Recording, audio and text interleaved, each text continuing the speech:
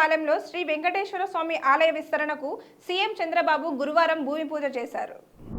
మంగళగిరి మండలం ఆత్మకూరులో స్వర్గీయ మాజీ ముఖ్యమంత్రి ఎన్టీఆర్, మాజీ వైద్య ఆరోగ్య శాఖ మంత్రి స్వర్గీయ డాక్టర్ ఎంఎస్ఎస్ కోటేశ్వరరావు విగ్రహాలను మంత్రి నారా లోకేష్ ఆవిష్కరించారు.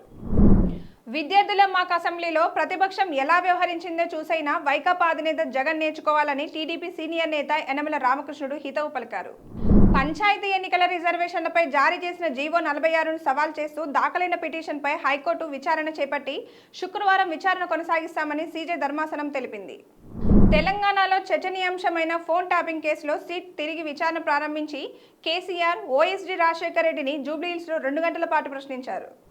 తెలంగాణ 2015 గ్రూప్ 2 ర్యాంకర్లకు హైకోర్టు ఊరట కల్పించింది. సింగిల్ బెంచ్ ఇచ్చిన ఉత్తర్వులను సీజే ధర్మాసనం సస్పెండ్ చేస్తూ మధ్యంతర ఉత్తర్వులు జారీ చేసింది.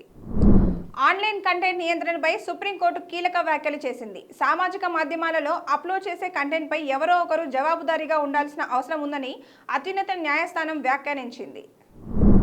ఢిల్లీ నేషనల్ క్యాపిటల్ రీజియన్ ప్రాంతంలో గాలి నాణ్యత రోజురోజుకు దిగజారుతుంది. దీనిపై దాఖలైన పిటిషన్ను స్వీకరించిన సుప్రీంకోర్టు డిసెంబర్ 3న విచారిస్తామని వెల్లడించింది. అమెరికా అధ్యక్ష భవనం శ్వేత సౌధం సమీపంలో జరిగిన కాల్పులు ఉగ్రచర్య అని అధ్యక్షుడు డొనాల్డ్ ట్రంప్ పేర్కొన్నారు. హిందీ చిత్రసీమ నటుడు ధర్మేంద్ర మరణం తనకు తీరని లోటని భార్య హేమమాలిని సోషల్ మీడియాలో పోస్ట్ చేశారు. ఆయనతో కలిసి దిగిన ఫోటోలను అభిమానులతో పంచుకున్నారు.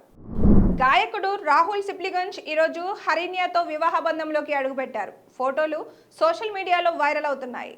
కోల్కతా టెస్ట్ తర్వాత గువాహటిలోనూ టీమిండియా ఘోరంగా విఫలమై 408 పరుగుల తేడాతో ఓడిపోయింది. దీంతో దాదాపు 25 ఏళ్ల తర్వాత స్వదేశంలో సౌత్ ఆఫ్రికాతో టెస్ట్ సిరీస్ ను కోల్పోయింది. Please subscribe to the channel and download the Politicos app from the links in the description.